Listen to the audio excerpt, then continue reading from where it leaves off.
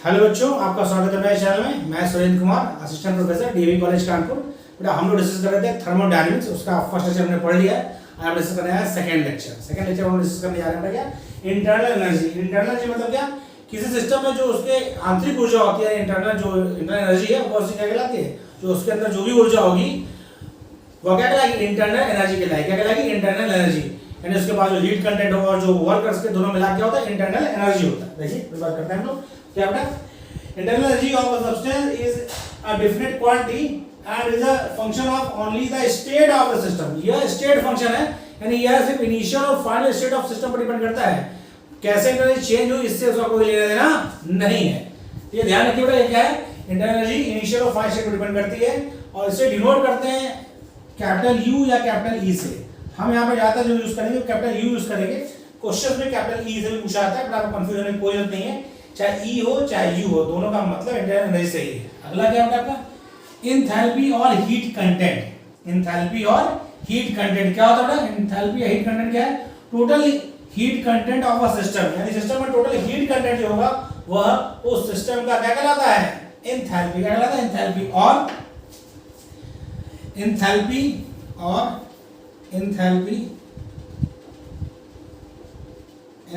of a system may be defined as the sum of internal energy and pressure volume product।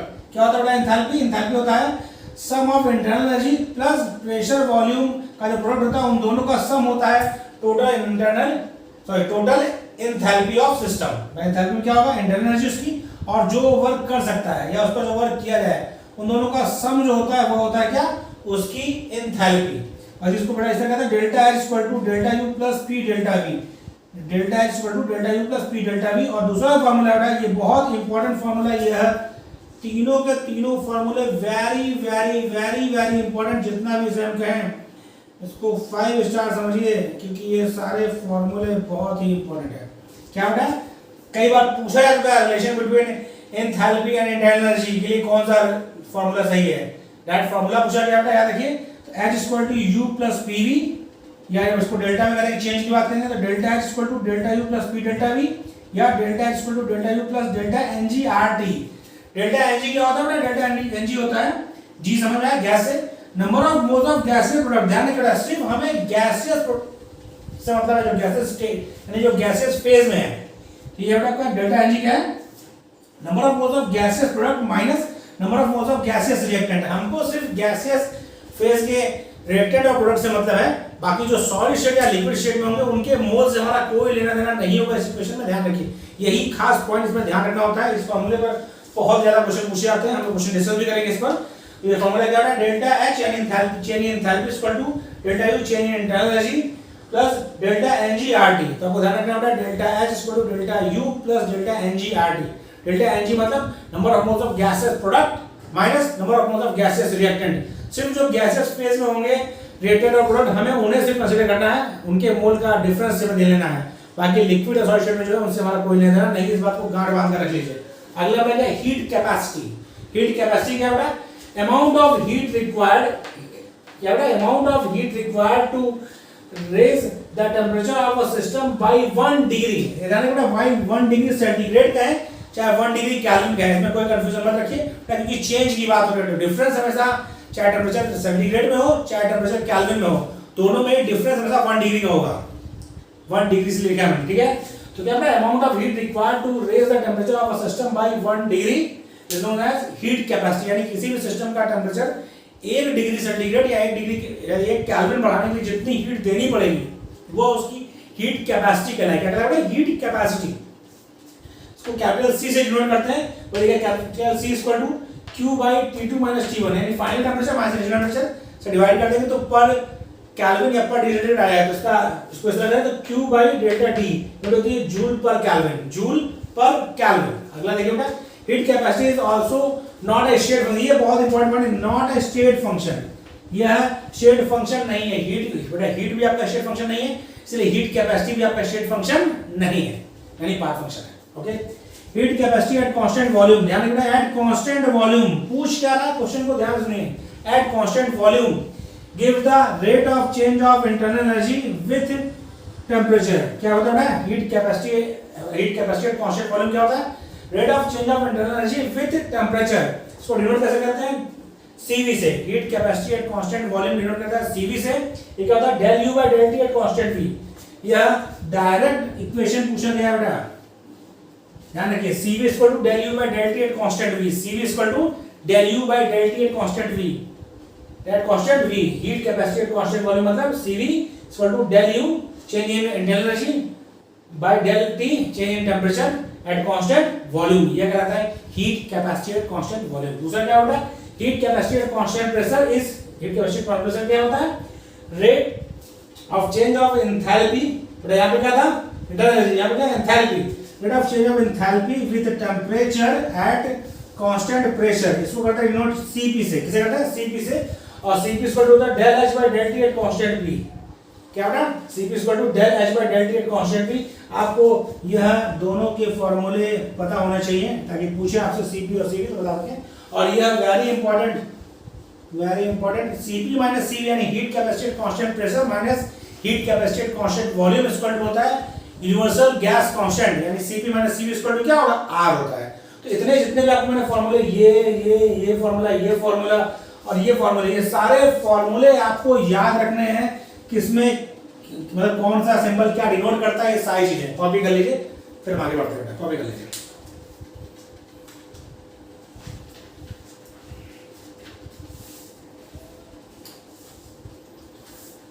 Copy कर लिया इसको, कर लिया copy बेटे, कॉपी हो गया। अब हम बात करते हैं specific heat capacity, specific heat capacity.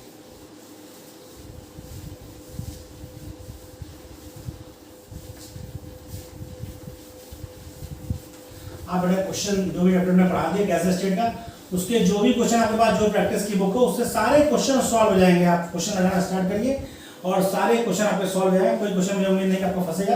यदि कोई क्वेश्चन नहीं हो पा रहा है जिसमें आपको थ्योरी में कहीं थोड़ा वो है, दोबारा थ्योरी रिवाइज करिए और फिर क्वेश्चन करिए, लगभग सारे क्वेश्चन हो जाएंगे तो क्वेश्चन आपका फंसेगा नहीं। आगे वाला क्या है, specific heat capacity, specific heat capacity, specific heat capacity क्या होती है? Heat required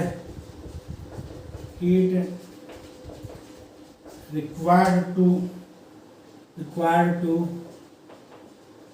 raise the temperature of 1 gram, of a substance by 1 degree, is known as its specific heat capacity। यानी किसी सब्सटेंस का 1 ग्राम, किसी सब्सटेंस के 1 ग्राम का टेम्परेचर 1 डिग्री बढ़ाने के लिए जितना हीट देना पड़ेगा वह उसकी स्पेसिफिक हीट कैपेसिटी कहलाएगी। यानी 1 ग्राम सब्सटेंस, 1 ग्राम किसी सब्सटेंस का जो है टेम्परेचर 1 डिग्री बढ़ाने के लिए जो भी आपको हीट देनी होगी वह उसकी स्पेसिफिक हीट कैपेसिटी क्या होगी? स्पेसिफिक हीट कैपेसिटी होगी। यानी स्पेसिफिक हीट कैपेसिटी क्या होगा Q by delta T into mass of substance, किसमें बेटा? ग्राम। यह फार्मूला आपका है स्पेसिफिक हीट कैपेसिटी या स्पेसिफिक हीट निकालने का। जितना हीट टोटल लेता है वो divide by temperature change into उसका टोटल मास इन ग्राम जो दे रखा है, तो आपको स्पेसिफिक हीट कैपेसिटी या स्पेसिफिक हीट मिल जाएगा। स्पेसिफिक हीट कैपेसिटी या specific heat equal to Q by delta T into mass of substance in gram, mass of substance in gram. अगला बेटा देखिए, नेक्स्ट आपका है molar heat capacity. Molar heat capacity यहाँ बात से लग रहा है बेटा, 1 मोल का टेम्परेचर 1 डिग्री बढ़ाने के लिए जो हीट चाहिए वो क्या होती है, मोलर हीट कैपेसिटी। यानी किसी भी सब्सटेंस की 1 मोल का टेम्परेचर 1 डिग्री सेंटीग्रेड बढ़ाने के लिए जो हीट देनी पड़ेगी वह उस सब्सटेंस की मोलर हीट कैपेसिटी कहलाएगी। क्या कहलाएगी, मोलर हीट कैपेसिटी। ये होता क्या है, heat required to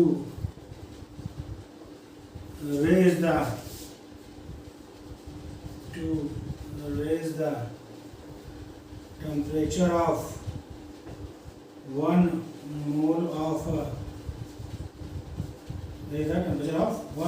substance by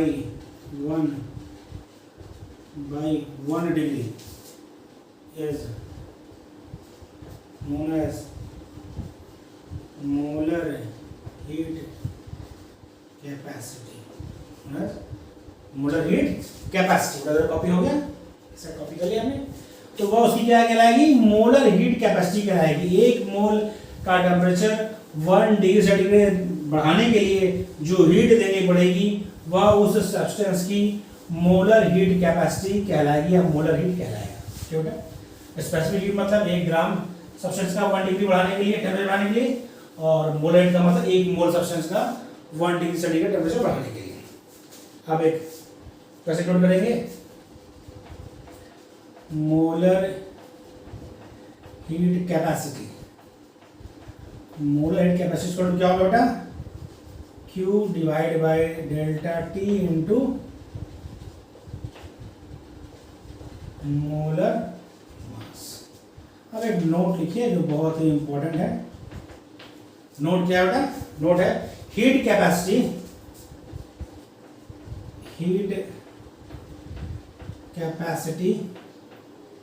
is extensive property,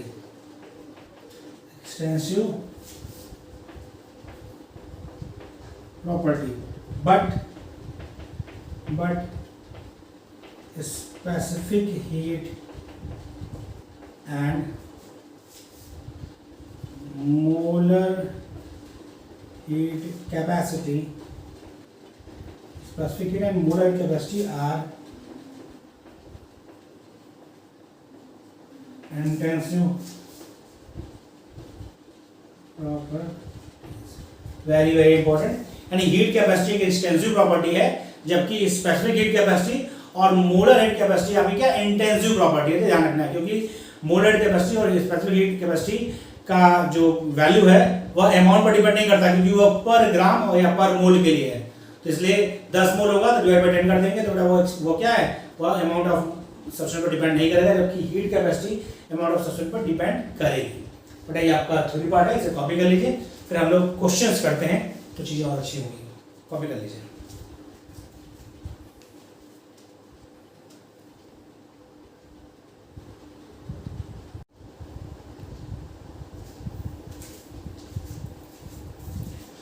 hello बच्चों, कैसे हैं आप लोग? बेटा हमने उसका थ्योरी पोर्शन डिस्कस कर लिया सेकंड लेक्चर का। हम लोग आज उसमें क्वेश्चन डिस्कस करेंगे। ठीक है, क्वेश्चन करेंगे। अपना पहला क्वेश्चन जो आपका है वो है human body is an example of. Human body किसका एग्जांपल है? हम लोग पढ़ रहे थे तो हमने आपको बताया था human body is example of open system. क्या होता है, क्योंकि मैटर और एनर्जी दोनों का एक्सचेंज होता है ह्यूमन बॉडी से, और मतलब ह्यूमन बॉडी का सिस्टम माने और पूरा यूनिवर्स सराउंडिंग है, तो एनर्जी के साथ साथ मैटर का भी एक्सचेंज होता है। इसीलिए ह्यूमन बॉडी क्या है? Human body is example of open system. Human body is example of open system. अगला क्वेश्चन देखिए, two systems in thermal equilibrium with a third one will be in thermal equilibrium with each other। this statement is, ये बड़ा कौन सा statement है बताइए, gas करिए। यह स्टेटमेंट किस लॉ में है? पहला जो हमने लॉ पढ़ा, जो सबसे पहले पढ़ा, वो है आपका जीरोथ लॉ ऑफ थर्मोडायनामिक्स। क्या पढ़ा? Zeroth law of thermodynamics. उसमें बात हुई कि दो आपके सिस्टम किसी थर्ड सिस्टम से थर्मल इक्विलिब्रियम में है, इसका मतलब वो आपस में भी क्या है? थर्मली इक्विलिब्रियम है, और ये इसको जीरोथ लॉ क्या थर्मल इक्विलिब्रियम लॉ भी कहते हैं। तो ये कौन सा इसका ऑप्शन होगा? Zeroth law, option C. तो देखिए आप देख रहे हैं बहुत आसानी से, यदि आपने थ्योरी पोर्शन जो है थर्मोडायनामिक्स का अच्छे से पढ़ रखा है तो क्वेश्चन आपके फंसेंगे नहीं, क्वेश्चन आपका तुरंत हो जाएगा और समय बचेगा। पहला क्वेश्चन देखिए हो गया आसानी, दूसरा हो गया। तीसरा क्वेश्चन देखिए क्या है, the change in internal energy for a cyclic process. Cyclic process में बेटा क्या होता है, जहां साइक्लिक प्रोसेस क्या होती है कि इनिशिएट करे और नंबर ऑफ साइकिल होने, नंबर ऑफ प्रोसेस के बाद वो वापस क्या अपने इनिशियल स्टेट पे आता है। यदि वापस अपने इनिशियल स्टेट पे आ जाए तो वह प्रोसेस क्या कहलाता है, साइक्लिक प्रोसेस कहलाता है। और साइक्लिक प्रोसेस में याद रखिए, यह क्वेश्चन इंपॉर्टेंट भी है, इंटरनल एनर्जी चेंज क्या होता है, डेल्टा ई जीरो होता है। चेंज इन इंटरनल एनर्जी क्या होगा, जीरो होगा। यदि वो अपने ओरिजिनल पोजीशन पे आ जाएगा तो चेंज इन इंटरनल एनर्जी क्या होगा, जीरो होगा। साइक्लिक प्रोसेस में ध्यान रखिए, चेंज इन इंटरनल एनर्जी क्या होता है, जीरो होता है। थोड़ा आपको याद रखना पड़ेगा, साइक्लिक प्रोसेस में change in internal energy zero होता है। अगला पॉइंट देखिए, द मैथमेटिकल रिलेशन और एक्सप्रेशन ऑफ थर्मोडायनामिक्स। तो आपको जो इक्वेशन में लिखवाया था बार-बार, उसमें आपको ध्यान रखना कौन कौन सा सही है। तो आगे बढ़ते हैं हम। Delta E equal to Q plus W, ये क्या है, ये फर्स्ट लॉ है। ये क्या है बेटा, फर्स्ट लॉ ऑफ थर्मोडायनामिक्स है। ठीक, delta E equal to zero for cyclic process, ये आपको बताया था मैंने। ठीक, delta equal to Q for isochoric process. For isochoric process देखो, आइसोकोरिक में क्या होगा, ऊपर आपने एक्सप्रेशन लिखा है उसमें देखिए एक बार, डेल्टा ई इक्वल टू हम कर सकते हैं Q plus P delta V ना बेटा। डेल्टा करेंगे तो क्या हो जाएगा, delta equal to Q plus P delta V होगा। और पी डेल्टा वी होगा आपका तो क्या होगा, पी डेल्टा वी जब आपका होगा तो पी डेल्टा वी क्या है, चेंज इन वॉल्यूम है। और ये क्या होगा, आइसोकोरिक। क्या होगा, आइसोकोरिक प्रोसेस, क्या आइसोकोरिक प्रोसेस होते हैं जिसमें चेंज इन वॉल्यूम क्या होता है, जीरो होता है। क्या होता है, zero. Delta we zero, delta we zero होगा बेटा। ये आपका क्वेश्चन क्या हो जाएगा, ये आपका क्वेश्चन हो जाएगा आइसोकोरिक प्रोसेस में delta E equal to Q, यानी सी भी सही, ए भी सही है, बी भी सही है, सी भी सही है। इसका मतलब ऑप्शन है डी सही होगा, ऑल ऑफ दीज। क्या होगा सही, ऑल ऑफ दीज। फिर से सुनिए बेटा, ये पहला वाला ए है वो थर्मोडायनामिक्स के फर्स्ट लॉ का एक्सप्रेशन है। दूसरा वाला क्या आपको पता है, साइक्लिक प्रोसेस में इंटरनल चेंज, डेल्टा ई क्या होता है समझ ध्यान दीजिए, मैं आपको बताया था, फिर बता दूं। ई और यू दोनों ही सिंबल किसके हैं, इंटरनल एनर्जी के हैं। किसके, इंटरनल एनर्जी। कंफ्यूजन मत रखिए, ई फॉर एनर्जी होता है, लेकिन थर्मोडायनामिक्स में ज्यादा पीजी क्वेश्चन जो आते हैं उसमें ई यूज किया जाता है किसके लिए, थर्मोडायनामिक्स में इंटरनल एनर्जी के लिए यूज किया जाता है, इंटरनल एनर्जी के लिए यूज किया जाता है। ध्यान रखिए आपको। तो डेल्टा ई यानी इंटरनल चेंज को जो यही तो बात ही मानी, अभी ऊपर ही क्वेश्चन क्या था, in the change in internal is delta E for cyclic process. ये बात यहीं क्लियर हो गई, साइक्लिक प्रोसेस में डेल्टा ई जीरो होगा। ये क्या बेटा, आपका आइसोकोरिक प्रोसेस है, यदि आप कांस्टेंट वॉल्यूम की बात कर रहा है तो कांस्टेंट वॉल्यूम होगा तो डेल्टा वी जीरो होगा। आपको पता है कि internal change delta E equal to Q plus P delta V होता है। ठीक है, पी डेल्टा वी होगा, डेल्टा वी जब आपका जीरो होगा बेटा तो ये जीरो हो जाएगा, तो आपका ई इक्वल टू क्यू हो जाएगा। तो ये आइसोकोरिक प्रोसेस में change in internal is equal to heat absorb और emitted, change in internal is equal to Q होगा। तो इसके बाद बेटा ये भी सही है, ये भी सही है, ए और ए बी सी तीनों सही है। ऑप्शन डी में लिख रखा है ऑल ऑफ दीज। तो इस क्वेश्चन का आंसर क्या होगा, ऑल ऑफ दीज होगा। इसका ध्यान रखना आपको, जब एक से ज्यादा सही हो जाएगा तो आप देखिए ऑल ऑफ दीज तो नहीं है, तो ऑल ऑफ दीज इस क्वेश्चन का आंसर होगा। और देखा बहुत आसानी से हमने क्वेश्चन कर लिया। अगला क्वेश्चन देखते हैं, the difference between heat of reaction at constant pressure end of constant volume for the reaction. इसकी बात हम करते थे क्वेश्चन की, ये वैसे कॉपी कर लीजिए तो हम यहाँ सॉल्व करें से। कॉपी कर लिया इसको, स्क्रीनशॉट ले लीजिए, कॉपी हो गया आपका। ठीक, हम देखते हैं क्या कह रहा है क्वेश्चन, क्वेश्चन का कहना क्या है। पहले क्वेश्चन में जब भी आपको मिलते हैं तो न्यूमेरिकल में पहले क्वेश्चन को समझने का प्रयास करिए, क्वेश्चन क्या कहना चाह रहा है और उसके लिए आपको कौन सा एक्सप्रेशन यूज करना पड़ेगा। ये प्रैक्टिस से होता है बेटा, जब क्वेश्चन की आप प्रैक्टिस करेंगे, हम जो करा रहे हैं उस क्वेश्चन की, बाकी जो आपके पास उस क्वेश्चन मतलब उसमें से क्वेश्चन प्रैक्टिस करेंगे तो आपको चीज़ अच्छे समझ में आएगी। तो देखिए आपको कह रहा है हीट, हाँ, difference between heat of reaction at constant pressure वो होता है delta H, eight constant volume minus delta V, delta we नहीं डेल्टा यू, हम यू यूज करते हैं और यहाँ पर यूज किया था delta H. Delta H minus delta you, ये आपको फाइंड करना है। क्या करना है, the difference between heat of reaction at constant pressure delta H हो गया and eight constant volume for the reaction. बेटा ये आपका है डेल्टा एच और ये आपका है डेल्टा वी यू। इन दोनों में चेंज पता करना है इस रिएक्शन के लिए, ये पता करना है आपको। यदि याद होगा तो हमने आपको एक इक्वेशन लिखवाया था, delta H equal to delta U plus delta N G R T. ये हमने आपको एक्सप्रेशन पढ़ाया है, delta H equal to delta U plus delta N G R T. और आपको हमने डेल्टा एन जी क्या होता था, डेल्टा एन जी था number of moles of gaseous products, ध्यान रखिए सिर्फ गैसियस हमको मतलब है number of moles of gaseous product minus number of moles of gaseous reactant, number of moles of gaseous reactant, ये आपका डेल्टा एनजी था, तो हम लोग उसको अप्लाई करेंगे। पहले नीचे वाला कॉपी कर लीजिए, वो है कॉपी बता दो। तो देखिए ये इक्वेशन में अप्लाई करना है। अब हमको बात समझ में आ गई अच्छे से, ये हमें करना है, तो इस इक्वेशन से हम कर सकते हैं। देखिए ये इक्वेशन है delta H equal to delta U plus delta N G R T, हमसे पूछा गया delta H minus delta U पूछा है, तो कर दीजिए delta H minus delta U करेंगे बेटा, तो क्या इधर जाएगा तो क्या हो जाएगा, ये हो जाएगा delta N G R T. अब आप निकालें delta N G R T, देखिए ध्यान से, डेल्टा एन जी क्या है, number of moles of gaseous product, product कितना है बेटा गैसियस, देखिए आप ध्यान से क्वेश्चन को 2 CCl6 benzene, benzene liquid state में होता है, लिखा स्टेट लिखी होगी बेटा, मतलब क्वेश्चन में स्टेट लिखी होगी, नहीं तो आपको याद भी होनी चाहिए।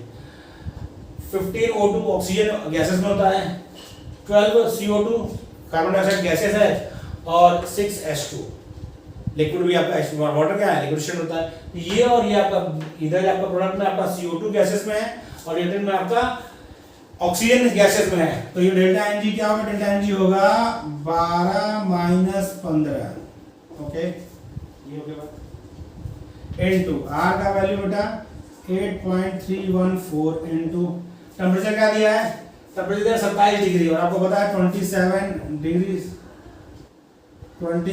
सेंटीग्रेड इक्वल टू क्या होगा 27 प्लस 273 मतलब हो गया 300, ठीक है, तो 300 गुना कर दिया।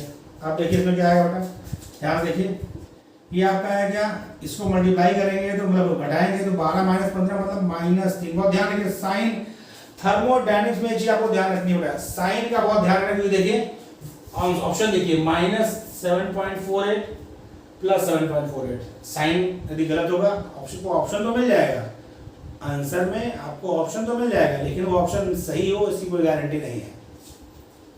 प्लस 3.74 माइनस 3.74, तो एक ही वैल्यू है, एक पॉजिटिव में दे रखा है एक नेगेटिव दे रखा है, इसके मतलब आपको क्वेश्चन में कैलकुलेशन पर भी ध्यान रखना है और साइन पर भी ध्यान रखना है।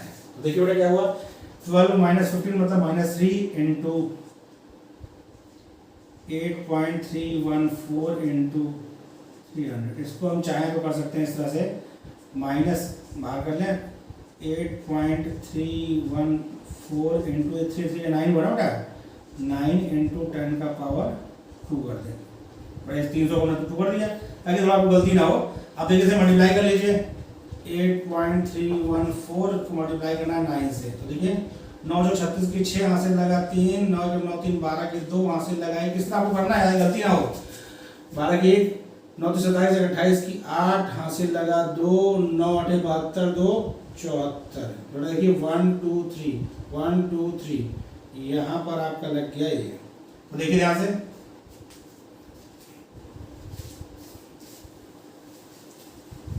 ये जो आपका आर का वैल्यू है वो क्या था, वो था जूल में, आर क्या था जूल पर केल्विन पर मोल, जूल पर केल्विन पर मोल में पर केल्विन इससे कट जाएगा, पर मोल इससे कट जाएगा, मतलब पर केल्विन से कट जाएगा, पर मोल इससे कट जाएगा, बचे क्या, ये आपका आएगा जूल में, किस में आएगा जूल में, तो इसको हो गया बेटा आपका -74.826 इंटू 10 का पावर 2 जूल, या इसको कर दें -7.482 इंटू 10 का पावर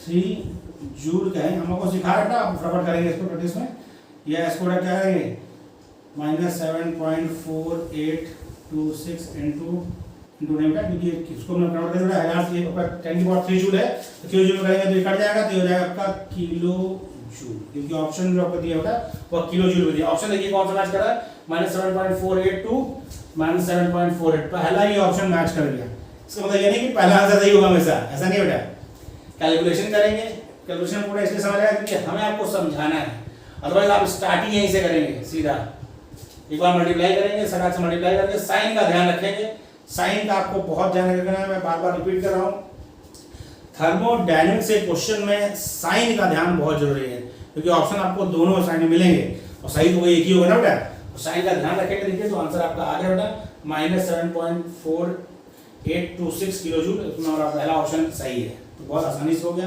जो आपको रूल हमने बताया था, जो इक्वेशन बताया था उसी इक्वेशन से हो गया। क्वेश्चन आपको प्रैक्टिस करना है, हम जितने क्वेश्चन करा रहे हैं वो तो है ही है। बाकी आपके पास जो किताब है, जो आपने बोला था अरिहंत का नीट का चैप्टर वाइज सोल्यूशन ले लीजिए। इसलिए बोला कि नीट का सिलेबस मोर देन सफिशिएंट है, तो क्वेश्चन का लेवल है वो आपके लिए बहुत सही है पीजीटी और जीआरसी के लिए। उसको सॉल्व करिए चैप्टर वाइज। इसलिए बोला कि चैप्टर में पढ़ते चल रहे हैं, उससे क्वेश्चन सॉल्व करते चलिए।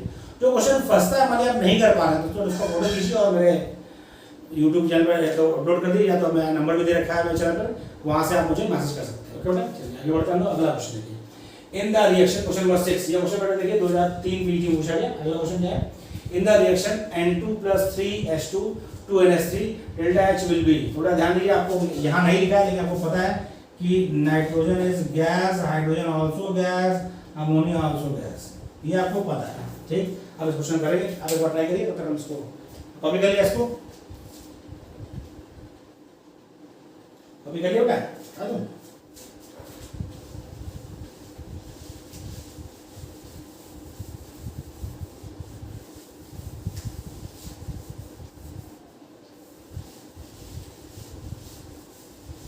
देखिए बेटा अगला क्वेश्चन क्या है, अगला क्वेश्चन क्या कह रहा है हमसे। क्वेश्चन ये कह रहा है कि ये रिएक्शन आपकी देखिए अमोनिया बनाने की यहाँ पर प्रोसेस का रिएक्शन है। N2 gases, 3H2 gases, 2NH3 delta H will be. तो देखिए जो आपको इक्वेशन दे रखा है बेटा वो डेल्टा ई और RT दे रखा है, तो आपको पता है एक्सप्रेशन मैं यहाँ लिख रहा हूँ। जो हमने सीखा था, यहाँ हमने क्या सीखा था, डेल्टा H इक्वल टू होता है डेल्टा ई, यू इस्तेमाल करते हैं हम लोग, डेल्टा ई दे रखा है कोई दिक्कत नहीं है, प्लस डेल्टा NgRT। इस इक्वेशन में बेटा आप अपने से कोई फेरबदल मत करिएगा, रियल इक्वेशन यही है, हमेशा याद हमेशा वो करिए जो रियल इक्वेशन है। साइन कन्वेंशन के साथ कुछ मत याद करिए, क्योंकि साइन के साथ आप कोई चीज याद रखेंगे तो जैसे ही डेल्टा Ng का साइन बदलेगा आपका जो इक्वेशन आपने याद की थी वो खराब हो जाएगी।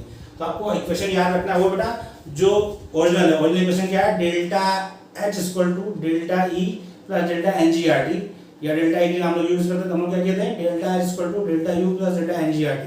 ई और यू में बार बार इसलिए कर रहा हूँ क्योंकि हम लोग जो ज़्यादातर जो स्टैंडर्ड बुक है उसमें यू टर्म यूज़ किया गया है डिफरेंशिएट करने के लिए, लेकिन पीजीटी में इंटरनल एनर्जी को ई से पूछते हैं, इसलिए आपको ध्यान रखना ई और यू एक ही चीज़ है। ठीक, हमसे क्या पूछा था बेटा, पूछा डेल्टा एच के बारे में इक्वल टू, तो हमें करना है, तो ये क्या हो जाएगा डेल्टा एन जी। अब देखिए हम डायरेक्ट यहाँ से कर रहे हैं, क्या है, अब देखना प्रोडक्ट माइनस रिटर्न करना है, तो ये क्या आपका डेल्टा एन जी क्या होगा, डेल्टा एन जी आपका है नंबर ऑफ गैसेस प्रोडक्ट क्या है 2 माइनस गैसेस रिटर्न क्या है 4। देखिए 2 मोल आपका गैसेस प्रोडक्ट है और 2 और 3 मोल आपका गैसेस रिटर्न है, 2 माइनस 4, आर कितना है बेटा, आर तो आर ही है और टी। तो देखिए 2 माइनस 4 मतलब -2, बाहर आके माइनस कर देगा इसको, क्योंकि मल्टीप्लाई में क्या होता है बेटा माइनस इंटू प्लस माइनस, यानी डेल्टा ई -2 आर टी। कितना समय लगा, बहुत ज़्यादा आपका मैक्सिमम आपका 15 सेकंड से 20 सेकंड में क्वेश्चन हो गया, क्योंकि बस आपको मोल से घटाना था, आप डायरेक्टली करते हैं, हमने आपको सिखाया इसलिए समझ होगा। 2 माइनस 4 मतलब जो बड़ा होता है उसका साइन आता है तो माइनस आएगा, माइनस जब -2 जब मल्टीप्लाई होगा प्लस में तो साइन क्या होगा माइनस में, भाई माइनस इंटू प्लस माइनस। ये आपको हो गया ऑप्शन देखिए कौन सा मैच कर रहा है, डेल्टा एच इक्वल टू क्या डेल्टा ई -2 आर टी, इसका भी ऑप्शन ए मैच कर रहा है, इसका मतलब है बेटा ए सही होगा। क्वेश्चन बनाने वाले ऐसा करते हैं, मतलब जो बुक में टाइप हुआ ऐसा हो गया, तो पहला ऑप्शन सही। देखिए यदि आपसे यहाँ गलती होती तो ये आंसर अवेलेबल है, समझने में गलती होती तो ये आंसर अवेलेबल है, समझने में गलती हुई तो इसलिए आपको देखिए प्लस -2 दे रखा है, प्लस में रखा है, एक कम करके दे रखा है, तो इसलिए सही से करेंगे तो क्वेश्चन सही होगा, पर थोड़ा बारीकी ध्यान रखना है और प्रैक्टिस करनी है, इसके अलावा कुछ ज़्यादा खास नहीं है। तो बहुत आसान चैप्टर है, बस आपको एक बार समझ में आ जाए उसके लिए आपको लेक्चर्स पूरा देखना है, अच्छे से देखना है और क्वेश्चन की प्रैक्टिस करनी है, फिर आपका कमांड हो जाएगा।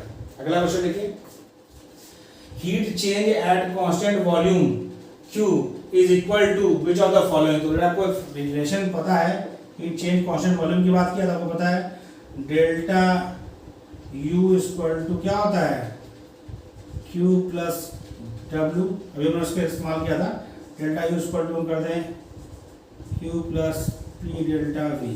क्या बोला है बेटा आपने उसमें क्वेश्चन में बोला है कांस्टेंट वॉल्यूम, कांस्टेंट वॉल्यूम का मतलब एट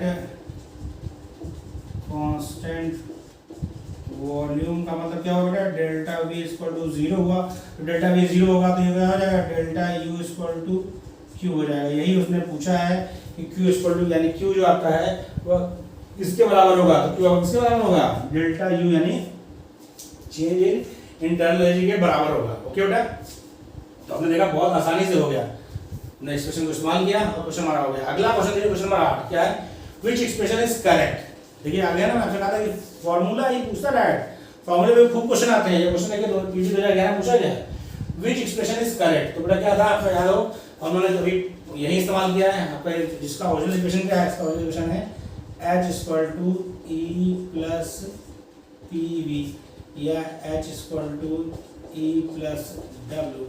देखिए क्या है आपका क्वेश्चन, कौन सा हमारा है, h equal to e plus pv, दिखा ना, e तो है नहीं, h equal to e plus pv, option B इसका सही उत्तर है। आसानी से आपको बस एक्सप्रेशन याद होना चाहिए, h equal to e plus pv, h equal to e plus pv।